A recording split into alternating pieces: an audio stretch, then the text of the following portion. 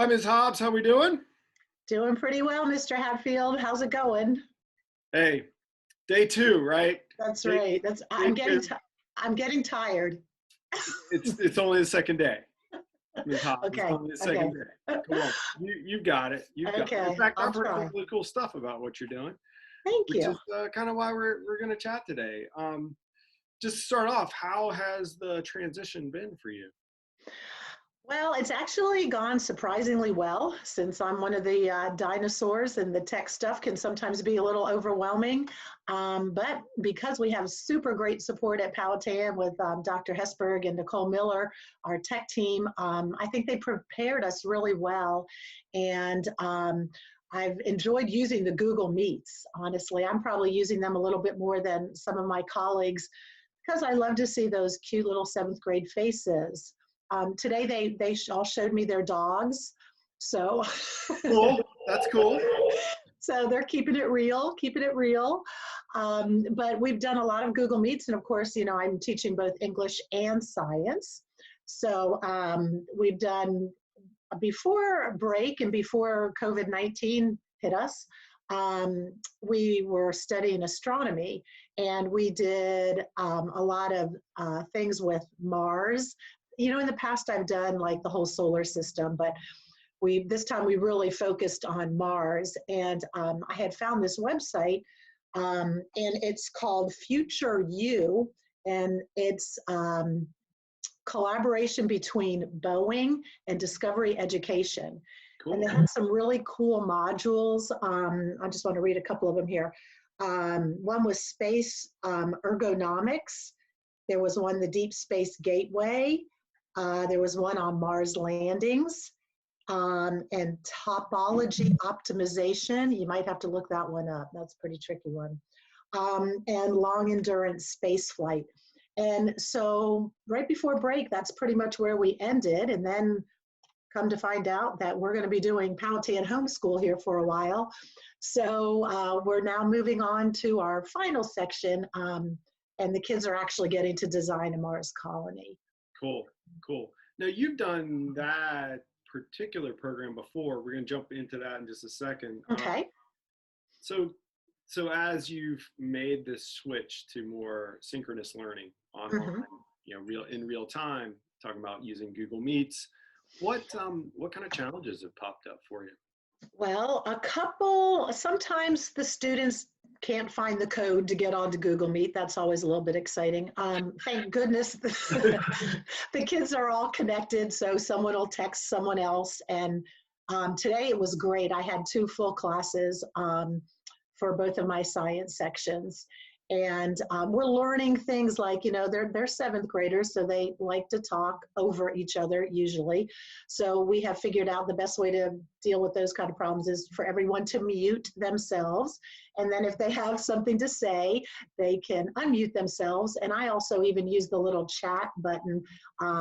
They can, you know, if I ask a question, they can say me. That's sort of like raising their hand.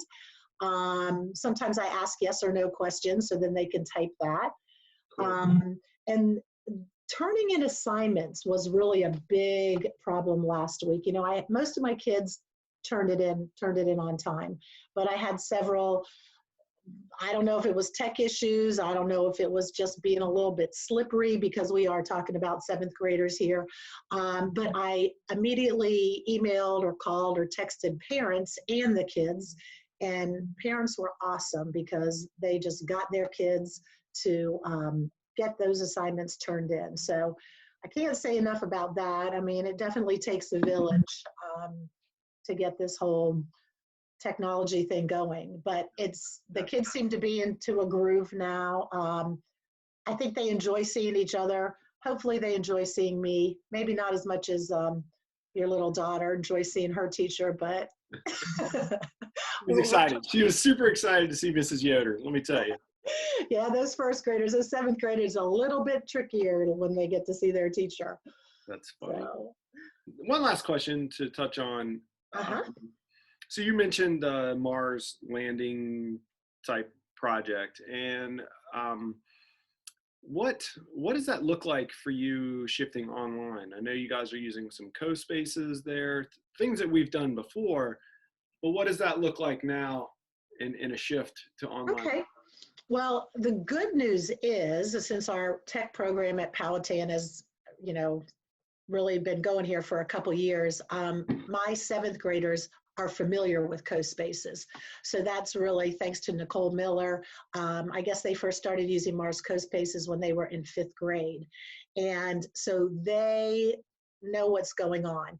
What we did is I sent them a sheet. I actually sent this, online, but just with a bunch of questions. I'll read you a couple of them.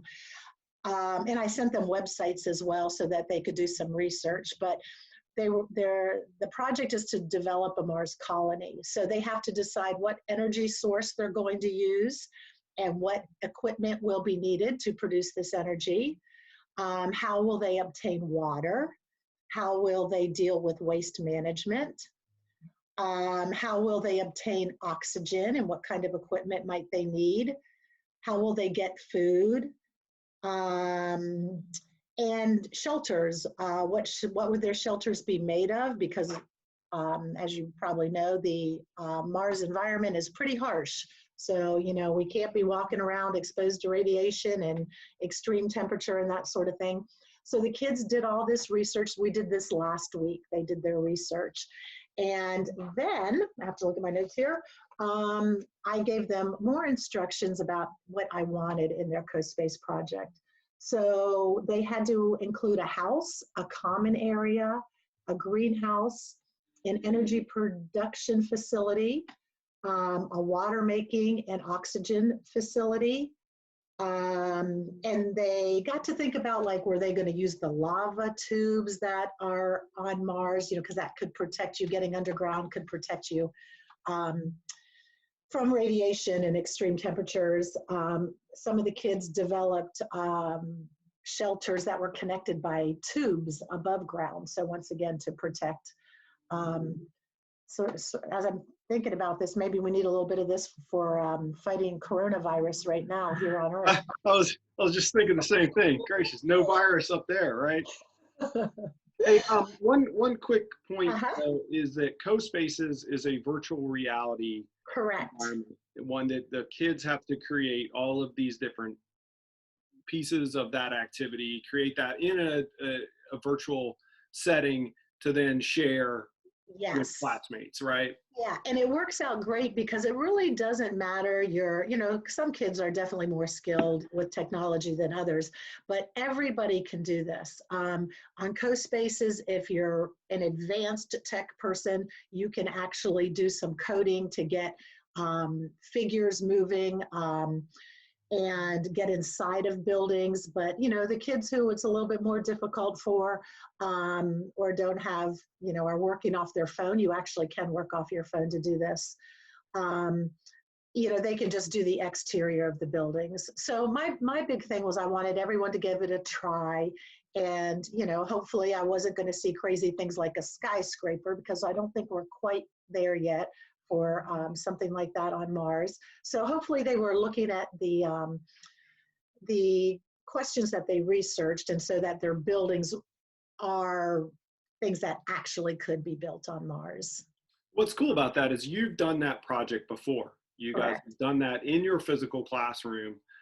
Are you seeing any significant, I mean, obviously it's a new challenge completing this online, but are you seeing like large gaps in how the project works, or has it been pretty? No, yeah, it's been seamless. It's pretty cool the way Mrs. Miller also set it up so that the kids could work together, which I mean is amazing. I would have never known how to do that, but she set it up so that we pretty much partnered everyone. But then we did have a couple kids say, "Hey, can I do this alone?"